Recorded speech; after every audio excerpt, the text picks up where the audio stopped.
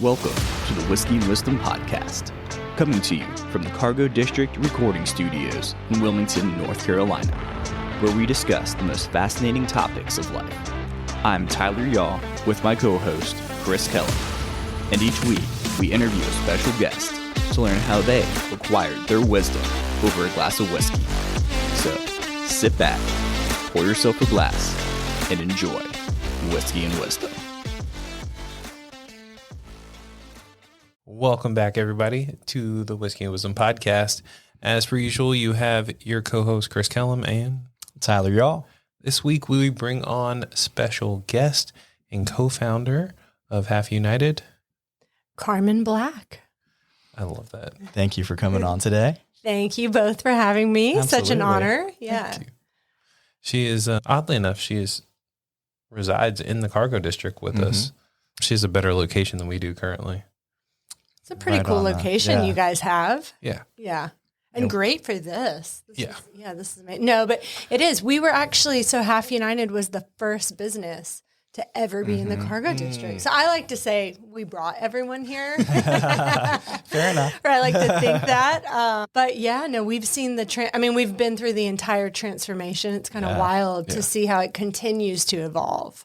We actually have only been there since day one. Okay. Yeah. We tested, not meaning like moved in and worked from, but we saw a lot of locations before selecting this one, but that's the only one we've been in. Okay. Yeah. For some reason, I thought you were in another one too, but No. Yeah, but that happens a lot. Like people either downsize or get more room or whatever. But no, we stayed the same. Nice. Yeah. Well, before we go too deep into your story, this week, I literally, just like a couple weeks ago, I walked into the liquor store and they were like, we have Benchmark. You want to try this version? And they had like 5. So I got top floor, and then this is the other bottle. I got a single barrel. Okay, you'll have to educate me. I'm not. Yeah. No, he doesn't know either. No, I'm just Okay. So single barrel is just like any other bourbon single barrel. They just picked the finest, smoothest taste and pulled it out. It is from Buffalo Trace Distillery. The story is 1773. The McAfee brothers left VA and went west into uncharted territory and ended up in Kentucky. They traveled by canoe at first, and then the McAfee Company eventually followed a native trail overland that led to the Great Buffalo Crossing, where they Instead of surveyed gold, the they land. found a bunch of bottles of Benchmark. Yep, pretty much. Well, they surveyed the land. That's now where Buffalo Trace is. And the survey markers that they left behind so they knew where they were going were called benchmarks. Oh, There okay. you go. Honors that pioneering spirit. It's actually a really cool story. Yeah. What a great founder story. I don't think mine's going to be quite as my brother and I, we canoed through. I mean, See, but the question is like whether or not this is real story or if it's just marketing. brand. Right. The old McAfee brothers. Yeah. And you're like, well, the McAfee brothers are actually technically 3 dogs Yeah. that got lost and right. left their family. Right. But let's try it out. Yeah. Okay, let's Have try you it out. tried it? Okay, I did, and I cheers to you, and I do like it. Yeah. It's nice. Good. Has a little bit more Sipping. flavor, a little bit more spice. Yeah. You would like this one more. Yeah.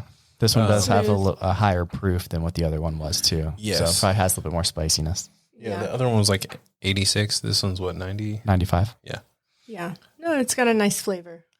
Very inexpensive, under $20. There you It's go. great. So it's a good, if you want to make a drink at home and Right. you really don't feel like breaking out the good stuff, this is a good. Right. No, Or if you have people visiting and you're like, you want a whiskey Yeah. ginger? Yes, here. Not breaking out the blue label. Definitely not. Yeah, I'm not a connoisseur, I hate to say, but I will say after tasting this, I do like it. Yeah. Yeah. I mean, we could be funny and let you, you can pick another one and we can see if you like. Oh, okay. Yeah. What is High West? That's a double rye. That's spicy. Mm-hmm. Yeah. So if you like a good rye or like a little kick to it, that's a good one.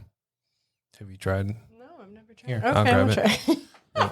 Might as well. Why not? So while I'm trying to find this bottle, tell us a little bit about yourself. Wow, how convenient. Okay. So for I mean, that's like such an open-ended question. Well, I was born August 25th. I'm no. But yeah, for the sake of, I think, what we're talking about today, I'm the founder of a social commerce brand called Half United. We actually started in 2009. Oh, wow. Gosh, isn't that crazy? Like, for years and years, it felt like, oh yeah, we're 2 years old. We're 3 years old. Now we're 14 years old. Oh, wow. It's amazing. I didn't realize you were open that long. Can you believe it? Isn't that wild? I'm the old McAfee brothers from Benchmark. We actually do have a rival story. It was crazy how my brother, his name is Christian Black. I'm Carmin Black. I am married, but I kept my maiden name. Mm-hmm. But the craziest way that we started our brand, he was 19 at the time. I was 24. And we had $200 literally that our mom loaned us. I had gone to California and was living in LA and was working for Tom's Shoes. And my job at Tom's was basically to travel the country and do speaking engagements at high schools and colleges because Tom's biggest customer base was high school students and college students. And it was, so in college, I ran track for the first 2 years at App State, which was really incredible. But then I ended up breaking up with a boyfriend who was on the baseball team. And I'll tell you why I'm telling you this in a second. But I went to ECU where I didn't run track. I joined a sorority. And I think when I was in a sorority, I had sort of, taken on the stereotypical sorority attributes. So when I went to work for Tom's Shoes and they were like, oh, you're traveling the country, you're going to do speaking engagements at high school and colleges, I thought, okay, cool. They'll put us up in hotels, whatever. And they're like, yeah, every time you go to a different city, you'll just be like couch surfing at the campus club, whoever the campus club president is, wherever they live, that's where you're staying. And I'm like, excusez-moi. And so it was really interesting because I went to Tom's thinking, oh, cool. I think I have a knack probably for public speaking. It's something I enjoy doing. But ended up, it was a really humbling experience. It really broadened my horizons. I ended up loving couch surfing and I would do that now. And I went in pretty snobbish about it. But while I was there, I just really realized, man, this is so cool. They've taken fashion, they've combined it with philanthropy, and they've created this shoe brand. You buy a pair of shoes, you give a pair away. And I'm like, that is cool. So I called my brother when I was on the road with Tom's, and I'm like, Christian, you are starting a T-shirt company. He was here in Wilmington starting a T-shirt company. And I was like, let's turn this into a give back brand. I know everything now about how to do this from my time at Tom's. And he's like, okay, come home and we'll do this. And so I get home and I'm like, wait, we have no money to start a company. What are we going to do? So my mom was like, yeah, you guys don't know what you're doing. Here's $200, which you can't start a business with $200, but we did.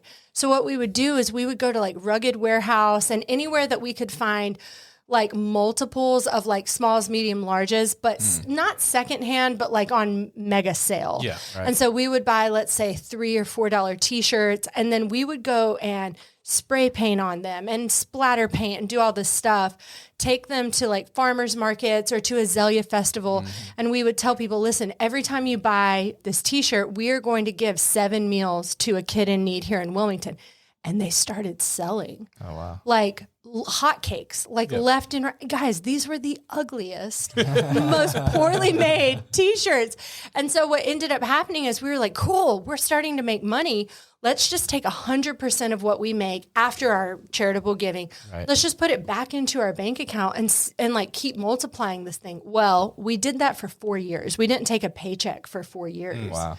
And after 4 years, we had designed this long, it's like another long story for this other thing, but we had designed this necklace made of recycled bullet casings because we were like, oh, let's turn something that is meant to harm into something that can heal. When you drill a hole through a spent shell, you rob it of its ability to be refilled into live ammunition. Yep. So that bullet is dead and done. And so we're like, if we put this on a chain, now this will represent your fight against hunger. This is your fighting hunger necklace. Bullets fight, but this now only fights hunger because it can never be turned into ammunition again. We sold so many of those and ended up, our big break after like 4 years of business was Nordstrom put us nationwide. Oh, wow. And sold our bullet casings. And that's sort of like how the company, how we came to be. Because I remember I worked at Buckle in 2014. Yeah. Did you and I meet there? Because you seem you seem familiar to me. That's what it was. Because you came in like we For had a pop-up just shop. Yeah. I was like, I'm really surprised. And then they were like, oh yeah, it's from Wilmington. So then it gave us more reason to try and sell these pieces. Yeah. And then I left Buckle. But well, and I think Buckle even put us in like 55 stores. Yeah. Oh, wow. Yeah. So that bullet necklace took us a long way. But it was when the Sandy Hook shooting happened that my brother and I were actually standing in a Nordstrom probably 30 miles outside of where the shooting happened. And a lady came to our table because we were doing a pop-up shop. And she's like, what is this? And I was like, oh, this is a bullet casing. It's been repurposed to represent a fight against hunger. And she threw it at me. She was like, clearly you haven't seen the news. And she walks off. And I was like, Christian, I'm like, Google, what's going on? Because we were in a mall. You're like, I'm not working. I'm not looking at the news right now. No. I was just, hawking my bullet necklaces. Right. And we saw the shooting. And it was either my brother or I don't know. But one of us was like, take all these necklaces off. And we knew in that moment, this product is going to have trouble. Like this is bad. Yeah. And of course, we also, just like the rest of the nation, we were grieving and we didn't want any connection to people's grief. We didn't want to be selling a product that would make a connection to people's grief because of gun violence. And of course, now gun violence is rampant. And so the bullet necklace we still sell, and we're proud of the symbolism of it, but we certainly need to be very sensitive to the fact that, these things are robbing people of their loved ones left and right in the United States right now. Yeah. So, which is, I know. That's interesting. Yeah. Isn't that interesting how, and this I think is something that I think all business owners should think about. And I never did before this happened to us. There's always external things that are happening in the world that can, really impact your company. And we never would have thought of this in a million years. Gun violence has always been there, but not to the degree that I think it is now. And certainly what's sad is we're desensitized to it now because Sandy Hook type things are happening over and over. And now we're sad still.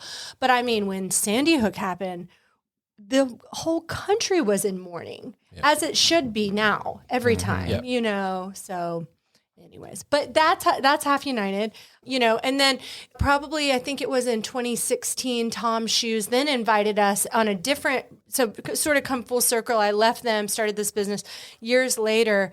They actually invited my brother and I to go to Haiti with them. Mm-hmm. So we got to see their shoemaking facility, and we, of course, got to witness firsthand the extreme poverty in Haiti. And when we were leaving on a flight out, Christian looks at me and he goes, we can't just leave this country and do nothing, especially as a company and owners of a company that, stands for fighting hunger and fighting poverty. He's like, what are we going to do? We designed a handbag with a group of Haitian artisans. That really took off. That did great. And it taught us that gainful employment, more than just giving meals, is actually the number one way to fight hunger and poverty. And so we've gone back to Haiti for years. And now we actually work in Mexico, Bangladesh, India, Haiti. We've worked in Djibouti in Africa, sort of taking that model that we developed in Haiti of gainfully employing artisans to make products that we design. And we've sort of replicated that. And now we're helping in 8 different countries essentially fight hunger and poverty, but through job creation, which is really the most powerful way to help others. Yeah. I have a weird operations question. That's my background. Okay. So when you got into Nordstrom's and then the Buckle and those larger things, how were you able to scale production so fast? So at the time, remember, they were only buying our fighting hunger necklaces. Mm-hmm. So, hold on. I'm going to tell you what we ended up doing, and then I'm going to tell you what. Okay, so here's the thing. When we first got into Nordstrom, we were only manufacturing in the United States. Gotcha. The truth of the first Nordstrom order, the one that was nationwide, is, guys, when this happened, we were still hand making the bullet necklace. We handmade. Wow. Thousands and thousands of them with like ourselves and a team of like interns. Wow. Like if Nordstrom knew that over here on 4th Street, we had like bullet casing, we would go to Shooter's Choice, like get buckets and buckets of bullet casings, take them back, clean them, sand them, and then take a hand drill press. And one by one, we would drill these holes. Jeez. So that, I've never told anyone that that entire order was made by hand. I don't think Nordstrom would have bought it if they knew, you know, some fancy manufacturing facility was not making this. But then after that, we actually sourced and I would fly there and meet with them, a metal manufacturer in Los Angeles that specialized in jewelry making. And so we outsourced it and worked in LA. And they one time turned around like a 40,000 unit order for us in like 6 weeks. So we couldn't do that. But there, you know, there's manufacturing, even stateside, that, you know, they're equipped for that kind of thing. Right. Yeah. I like that. I had a feeling, because usually people don't know how to scale just that fast, like that. So it makes sense hearing that like story, like we did a hand done. Did it by hand. I figured there was something like that. You know, I think one of my like special knacks is that I'm really good, like push me in a corner, put me in a really sticky situation, I'll find a way. Right. And I think every entrepreneur probably has this thing, whatever this thing is. Like it's almost like if it's too easy, I'm a little bored. If it's challenging and complex, we are going to find a way, and I'll make sure that it's, you know, within decent margins and hopefully can be profitable and all these things. But I'm pretty good at finding the solution, because there's always a solution, right? There always is. To any problem in life, there's always a solution. Yes. So yeah, that was never something we really struggled with. We always kind of navigated those kind of operational things pretty well. That's awesome. Yeah. I love that. So that is the High West. Oh, it is so spicy. Yeah. But it is nice. Yes. Not in like a bad nice, way. like almost like vanilla finish. Yes. Yeah. Wow. See? Yeah, it's nice. Making people try new stuff. It's a good thing we don't have the full gambit, because it gets really confusing when you have to pick between like 60 different whiskeys. Yeah, true. Yeah, I wouldn't know. Yeah. Yeah, we'll just get you a fancy one. But currently, you're reverse words. You have an online store and a physical store.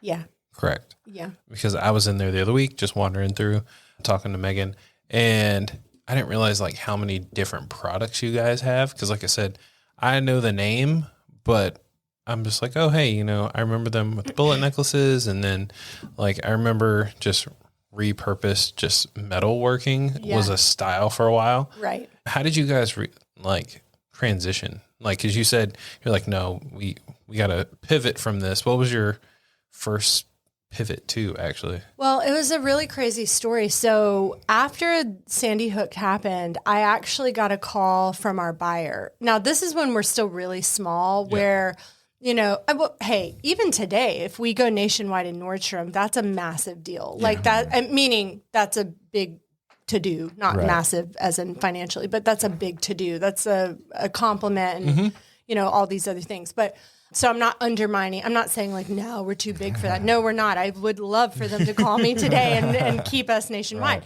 But after that happened, we were in our office and I get a call from our buyer, and I just had a sinking feeling, honestly. That's another thing I kind of have is like and I think women have this, like a weird premonition kind of thing. Even before when we got the deal, I was very excited and our whole team was excited. It was the biggest order we had ever had to date. But if I'm going to be honest, I had this sinking feeling that something was going to go wrong. And I'm like, don't say that to yourself. Yeah. Don't jinx this, you know? Well, what ended up happening was the buyer called and said, listen, we cannot sell this product anymore. And not only are we taking it off of the shelves nationwide, we actually want you to pay us for the product that we're sending back. Okay, so here's a time where like I said, I'm pretty good at getting out of sticky situations. So I said, give me some time to think about this and can we talk later? And so I think I called her back a couple of days later and I'm like, look, here's the deal. we're not buying these back from you. It's not happening because we can't. And what I will do though is I'll design a new collection of jewelry, which to that point, now I really consider myself a jewelry designer now. Back then, the only thing I had ever designed was a bullet casing with a hole in it, right? I mean, this is not a complex thing. But I said, I'll design a new line of jewelry and we'll swap. So, basically we will lose a little bit, but we're not going to lose 100. We cannot pay you for this. Right, no. And she agreed and said, okay, yes, we'll do that. So in a moment's notice, like 2 weeks time, we designed a whole new line of jewelry and we did indeed swap. She bought it and, one for one, they took back they took product in replacement for what they were giving back. Those products did not sell nearly as well. Naturally, because it wasn't like our iconic thing. But all to say, that was really what opened us up into getting into other, we really realized at that moment, okay, we have to diversify because if we don't, we're dead in the water. So we started diversifying into more jewelry, more t-shirts. That sort of carried us until 2015. And then it was again in 2015 that we went to Haiti and we started producing leather goods. And that's a crazy story. I took these leather products to a trade show in Atlanta. And I'm going to be really honest with you guys. As you can hear now, we had so many challenges, so many ups and downs. Even until that point. So it was probably 2016, 2017, I took these leather bags to a trade show and I prayed. I am a religious person and I was like, God, here's the deal. Make a deal with you like he needs that. But I'm like, look, if you don't give me a sign that we're supposed to stay in business, the minute that this trade show ends on the last day, I'm closing this business and we're done. Like, I promise you I'm done. I was like, send me a sign. If I get a sign and it's very clear to me, that's fine. So I had displayed these leather goods and honestly, they weren't very good design either because we did it in haste and we honestly hadn't product tested them and all this stuff. So it's like the last day of the trade show. I'm feeling very down. I'm like, man, golly, we've had some challenges. I'm like, okay, that's it. We're closing shop. A buyer comes in and she goes, oh my God, I love these leather bags. And I'm like, great. I'm thinking, okay, she'll buy like 10. She's like, okay, cool. I work for this store.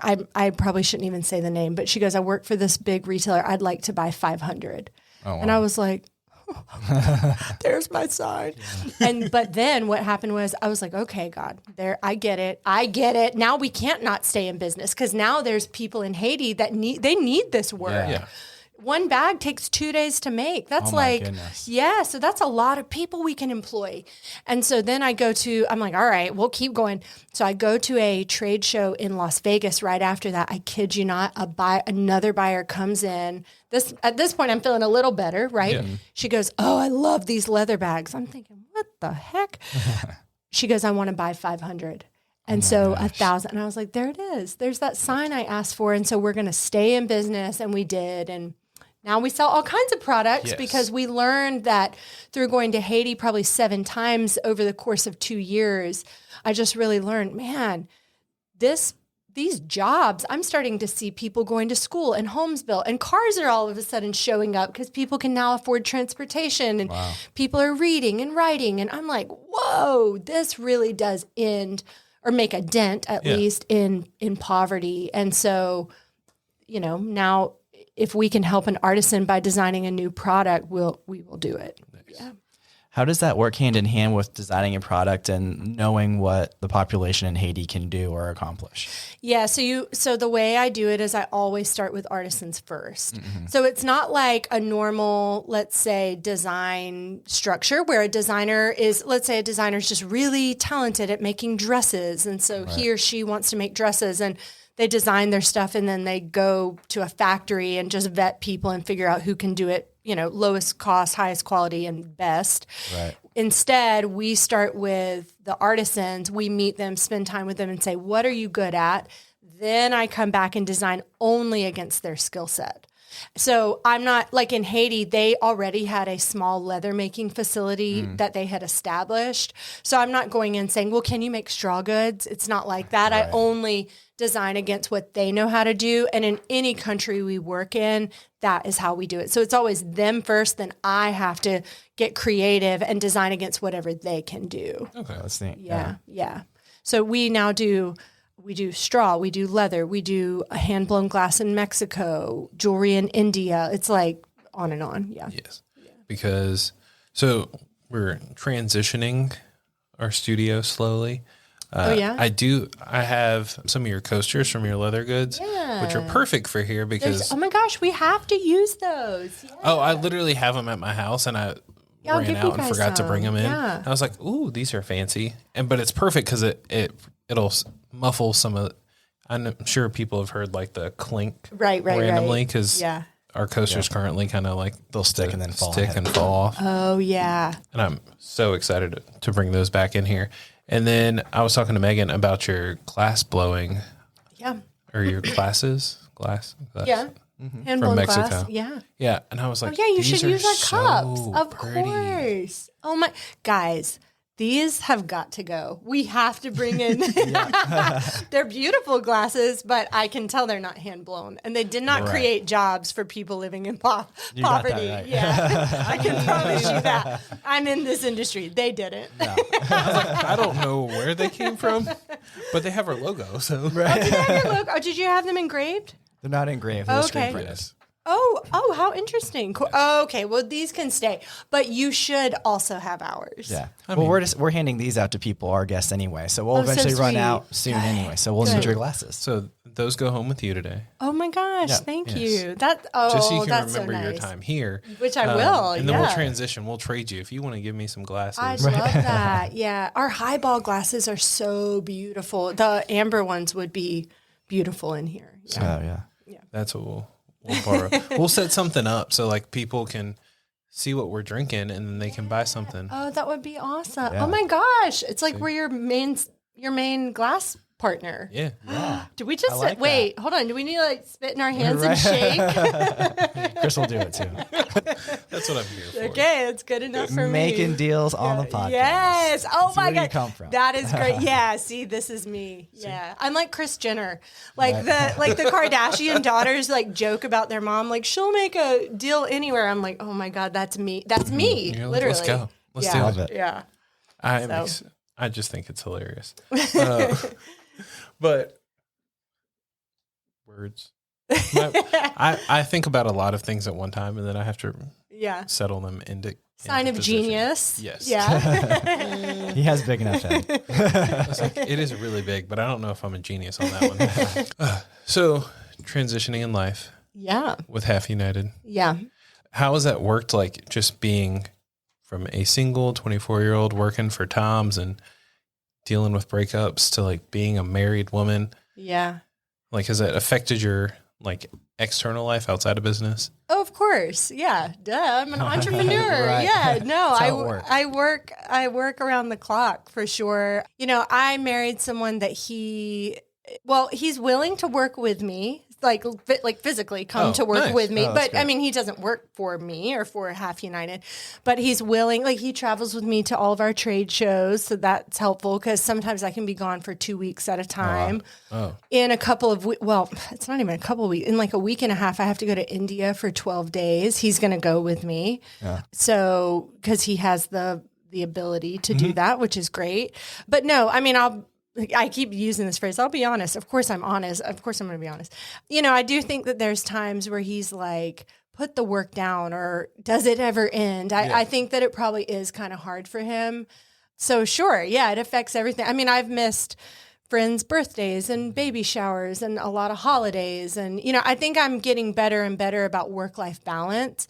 But in the earliest days when we were really building this brand, I think I was honestly a little maniacal about work and probably a little obsessive about just like growing. Yeah. Whereas now I don't think that's the right way to live or be for anybody. I think just kind of do good work and let life take you where it's supposed to. Yeah. And it will. And it always works out. You don't have to be frantic about what you do. Everything. Mm-hmm. Yeah. I like to ask that because I'm at work. I'm always like, all right, so this needs to get done and this has to get done. I'm not at work. Let me text this person and make sure. I'm like, Chris, you don't need to worry about that today. Yeah, for sure. That's me. But I less and less now. Yes. Yeah, but I used to be really bad about that. Yeah. So, question: out of these two whiskeys, which was your? Do you drink whiskey regularly? I mean, I don't really drink that much. No, I mean, Yeah. neither does Tyler. Yeah. But he came up with a podcast idea. So Exactly. Okay, so are you asking me which one's my favorite? Yeah. Okay, and what is this one called again? the High West Double Rye. Okay, so I think I would choose the High West just because it is so different. Like when you taste it, you're like, wait, is that jalapeno or is that pepper or is that sweet? Like, what is that? So I think because of the interest level, I would go with that. But this benchmark, I think, is easier to drink. Okay. Yeah, that makes sense. Yeah. But that's like, I think more interesting. It's like, whoa. I'd agree. Wow. Yeah. That's one of my favorite ones too. Yeah, it's pretty That cool. one and the one behind it. Yeah. Yeah. Pretty cool. Oh. Yeah. The Boo. The Boo Rye. I really don't want to give that one away. I just want to keep drinking it. Okay. About the actual transition from the kind of what you're doing now to having a nonprofit and a for-profit side. Right, right. Wow. So you guys are the first people we've talked to about this, which Breaking is the news. Yeah. I mean, technically, I'm sure someone else will have said it before this episode comes out, Yeah. but I like breaking news on stuff. No, Yeah. yeah. So we'll break it on Instagram for sure. Right. But no, after 14 years, I think it is time for a change. So Half United, we are hoping, and we're working really hard right now to make sure that it actually focuses 100% of its time and energy on nonprofit efforts, specifically fighting hunger and poverty here in Wilmington. So we hope to do this in conjunction with a nonprofit here in town called CEII. And they have an urban farm, 10 community gardens, a farm to school program at Williston, and they will be managing the new community kitchen at the MLK Center. Oh, that's neat. Yeah. That's something I think Emmy talked about Yeah. when she was on. Yeah. Okay. So we had hoped to actually rename CEII Half United so that Half United becomes a nonprofit. For legal reasons, we are not sure if that is actually going to be able to take shape. And if so, it probably won't for a while. So that's actually pretty disheartening. But the for-profit brand Half United in and of itself is going to be ceasing to exist as a for-profit company. I am working on starting another for-profit venture that will be charitable in nature, but not give 7 meals per product sold, more so focus on gainful employment. Because, I love the idea that nonprofits, even though they can focus on gainful employment too, but I think it's easier to connect, giving meals or planting a community garden with a nonprofit effort than it would be to hand make a leather bag as a nonprofit. That's a little bit harder to, I think, for customers or for people to understand. So I love that our nonprofit efforts are focused on what I would call short-term hunger alleviation, which is gardens and meals.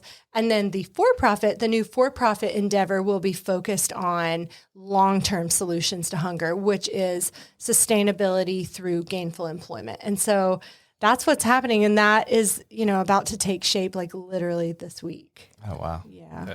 That's exciting. Yeah, it's exciting. It's sad and really, really exciting. Yeah, at the same time. Yeah, it is. So is it going to have a whole brand new name as well too, or business logo and all of that? All of that. Yeah. So we're thinking about calling it Carmin Black. Oh, okay. Yeah. And the idea there is it will open us up to doing, higher, I love high fashion. Doesn't have to be expensive. So this isn't about couture. You think couture and of course it's the most expensive fashion. But I think Half United, again, because of its bullet necklace roots, I think it got really pigeonholed into needing to be sort of like a brand that could sell in buckle, which is really cool. And hey, that's a great business. But my dream would be to sell it like Neiman Marcus or, when Barney's was around. That would be my personal dream. And so I think personally, I always felt a little bit stifled. If Half United comes out with some wacky handbag design or some crazy something, will our current customer base buy into it? And we would try to do that, and the stuff wouldn't sell. Yeah. So I'm excited in this way to now it's like, man, you know, the sort of the lines around, you know, what we could and couldn't do are now gone. And I can make and create anything I would want, and hopefully either speak to a customer base we already have that will come with me, or if they don't want to come, a whole new, you know, variety of people that like things that I mean, you can see what I wear. It's a little, you know, I want to design stuff like that. Yeah. Something eclectic, something different. Fashion that's not forward. Yes. Yeah. I miss that. I think that's the great thing about like right now, 2023, is so many trends are either coming back from like the 90s and they're transitioning, or they're just like totally changing. And it's a good period to like be like, oh, hey, let's mix it up a little bit.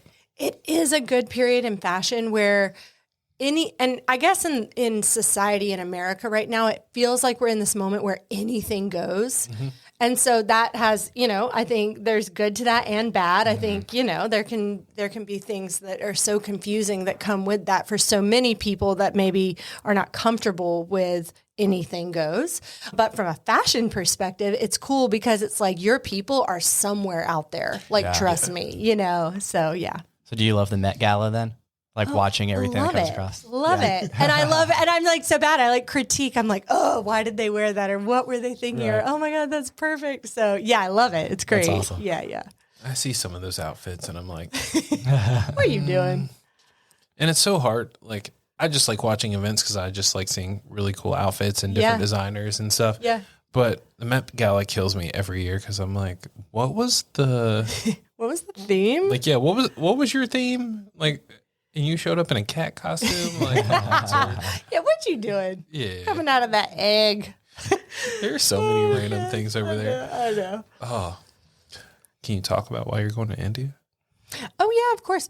Oh, actually, I know. Well, okay, I can't say specifically, but we have a really cool partner that I have designed a line of handbags for. Oh, okay. Nice. And so we're like coming down to the wire where we need our final samples to move this into production. Okay. And the deadline is so short that I am afraid if I'm not in person with our production team saying, no, that stitch, guys, it has to be tighter, or I want the handle wider, or that's the wrong hue of blue. If I'm not there to sort of navigate that in person, what'll happen is they'll send me something back to America by mail. Mm-hmm. I'll critique it. I'll send it back. They get it, they edit it, then they have to send it back. Yeah. And so doing it, you know, in a different time zone, we just don't have the time for it. Yeah. So like, that's 4 days right there if you get overnight. Hello. Right. Yeah. And it's expensive. Shipping is so expensive now.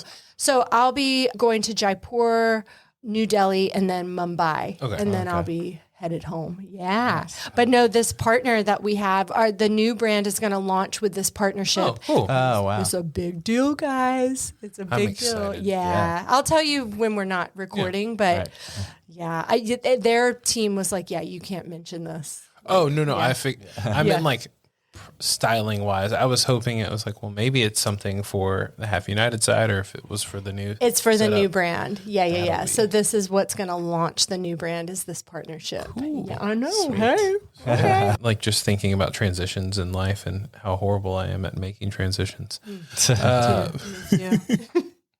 Will you be leaving the cargo district? No, we'll be staying. Okay. And in fact, we will continue selling the Half United brand until the inventory is sold through. Mm-hmm. So because my mom actually shares the cargo district space we're in. Okay, yeah. She had, for a plug, Sherry Black Interior Designs is in the cargo district. She actually purchased the remaining inventory because, you know, it's kind of her baby too. So she technically owns it, and she's going to keep our shop stocked with it. And then when we sell through, we'll stock it with the new brand. Gotcha. Okay. Yeah. So setting up where you're at currently, because like we mentioned earlier, some days it's like busy, some days it's quiet. Yeah. What do you guys do on like quiet days? Yeah. So thank God we are not just a retail store. So we're a wholesale brand. So typically the retail store, if I had to rank it, it was like last priority. Doesn't mean it doesn't matter to us or it's not important. It certainly does. But really, the thing that keeps the lights on and keeps people employed and keeps, us providing the ability to provide meals for people in need, that all comes from our wholesale partnerships. And we're in a few hundred retail stores around the world. Oh. Yeah. So not of our own, but in other people's boutiques or department stores or whatever it may be. So really, that's what we're working on, or product design or finance or, employee relations. I mean, there's a million things that happen all day long in a business. But yeah, we would not be able to stay in business if we relied completely on our retail sales in the cargo district. Okay. Yeah. I'm always curious about that because in general, as a business owner and entrepreneur, everyone is always worried like it's been a slow day. I'm not making any money, but you're right. You have to diversify. Like if you hit a bump, you got to figure out how you can transition out of this. Otherwise, every slow day, you're going to be stressing. When we first started, for the first 4 years, I held other jobs. I taught at a school of the arts. I was a nanny, and I worked for both of my parents' businesses. My dad owns a construction company, and I would haul off trash or bust out walls or lay tile or whatever I can do. Listen, if you need a home reno done, I can help you. So yeah, I had to do odd jobs for 4 years before, we built up our wholesale presence, and then, we were able to hire staff and that sort of thing. Like we mentioned before, Cargo District is an amazing spot to start. Yeah. And, you got a small presence, figure out what works, what doesn't work. And then if you start making a little bit of money, you take that money and invest, and then you can move to a bigger presence. For sure. Which is why I feel like the Cargo District is always changing. Like the landscape is ever evolving over here. For sure. Because I think businesses, like you're saying, they're either scaling up or down based on wherever they're at. But I hope everyone is staying really diverse, which I think, at least for me, I used to see that when I was younger and this is for no one else. This was just me. I saw that as a personal failure where I'm like, I shouldn't have to have these other jobs. But that is so not true.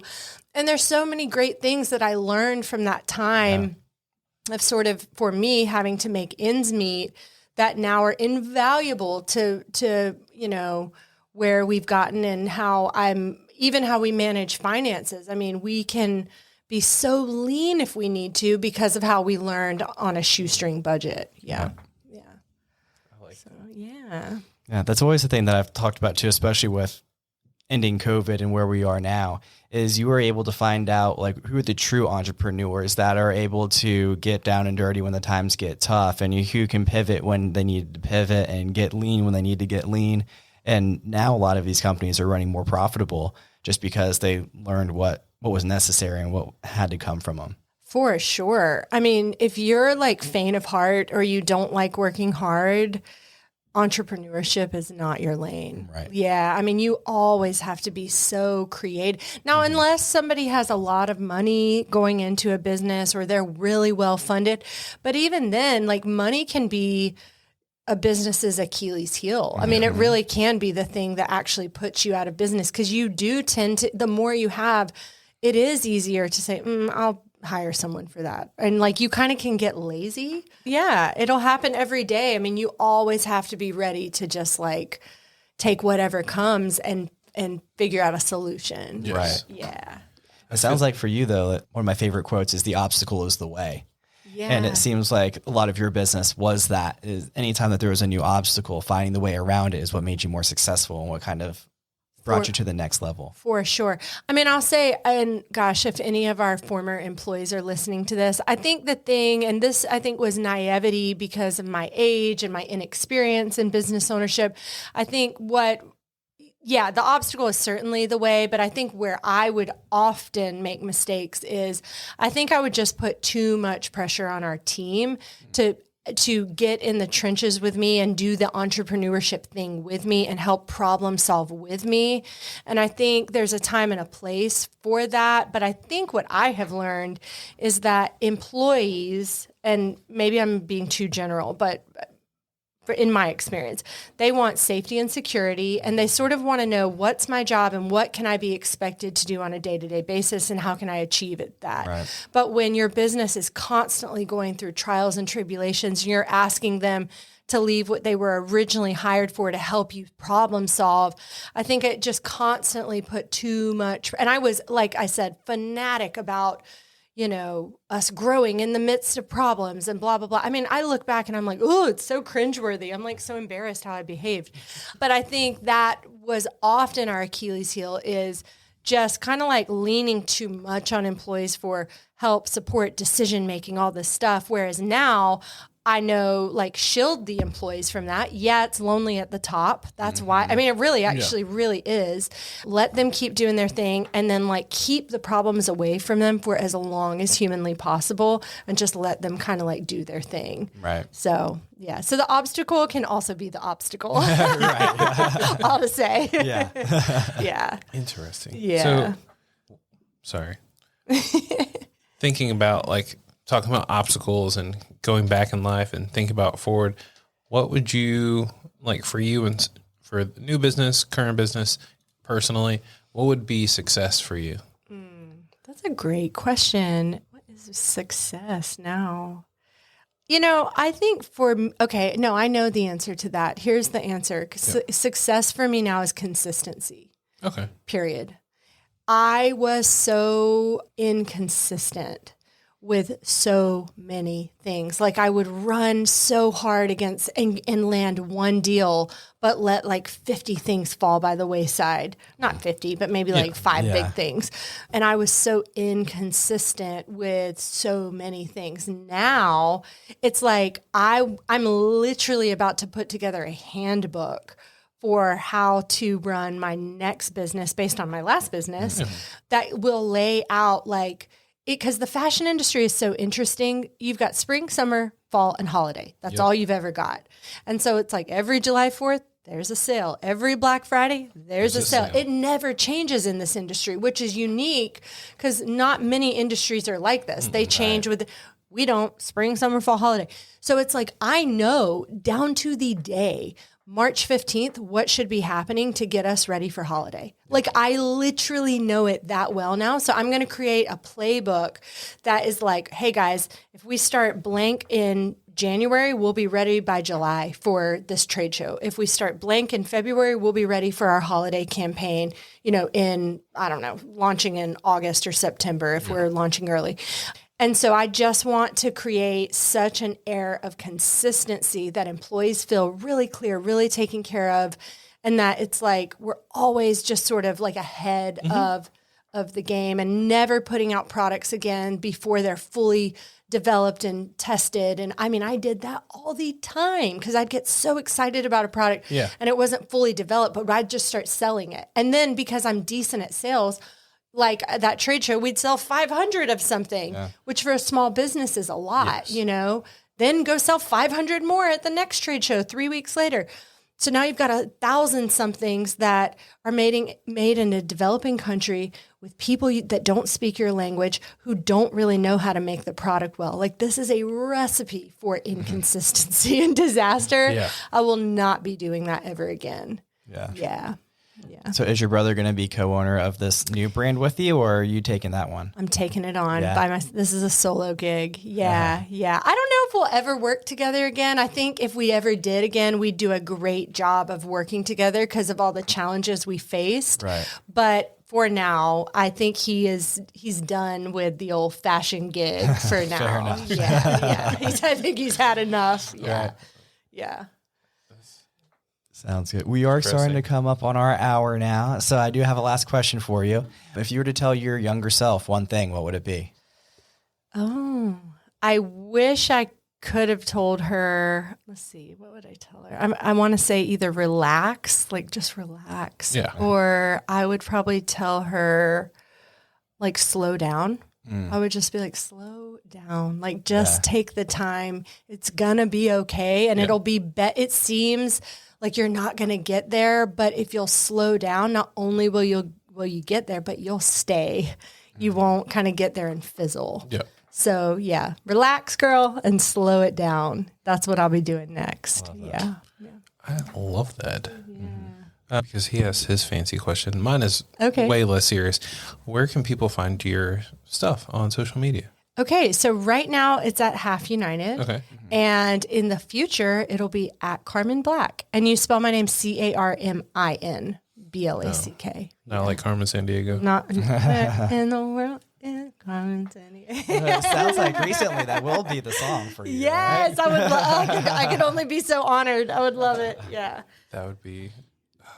If only that wasn't trademarked. I know. Right? I know. She was so great. I mean, that's a whole nother That's a question whole- in series. I'm right. like, well, could you? No, don't even think about it. Don't even. Right. But you will be still here shooting out of the cargo district. Still hanging here. out, Still here. Yeah. walking over to Starling, having drinks with us. Doing it. Yeah, for sure. I would love that. I'm there way too much. Talking about the cargo district, we had to shout out our two people that we need to shout out for as well. So we have Sway Creations, who's doing all of our social media now because we need a lot of help with that. And it takes some time off of our hands and puts in people that are doing it better. So I talked about employees and trusting the people that are around you. Actually, the woman who started Sway Creations actually started her marketing career in CoWorks #1 in the cargo district. Cool. Yep. And then shout out number 2 is for Clear Auto Glass, which is right across the street from us as well, because they did a great job fixing my windshield in my car when I got a nice big crack in it. Nice. So, They are really nice people. yeah, they're great people. They say, I literally have never met them. I think I've seen them at the bar like once, Probably. and I was like, oh, hey. Yeah. But I don't look like I work here, so Well, when you get your hair cut next time, you can walk over. What do you mean you don't look like you work here? like I don't have a T-shirt or anything. It says like Cargo District Studios on. Yeah, we just look yeah. like. Yeah. I just look like a normal person. Right. I know. I bet there's like a lot of cargo district people around us at all times, and I don't know anybody. I know you guys. I know nobody. Yeah. Do you guys like get out and like mingle and mix? Because I do not. A little I should. bit. Tyler does it way should. better than I do. We should. Let's do that. Yeah, we'll have to We make should it go to door to door. And Yeah. eventually we'll have a podcast, interviewing people from the cargo district. So you can come back on here, talk about Yeah, your that'd be great. transitions. Yeah. And we'll try and interview people so people can like put faces to names a little bit better. Yeah, that would be, and that makes a ton of sense. You have what feels like an endless supply of interviewees. Yeah. Oh, yeah, Cool. especially as it grows. Yes. Yeah. So everyone, thank you for following, checking us out. Definitely check the newness. The newness. Carmin Black. Yeah. That's wild. We'll figure something out. Put in the show notes. Yeah. Okay. Make it easy to find. Okay. But if you guys would love to check out the new glasses we'll have on our next episode or any of the awesome coasters, because support local Yep. and supply jobs for people. Yes. Love all. We'll also find a link and put that in the show notes too. Cool. That's great. Thank you guys for having me. So fun. Thank you for coming on. Appreciate it. It was a blast. Yeah, it was. Thank you. Cheers. Cheers. Cheers. Tink.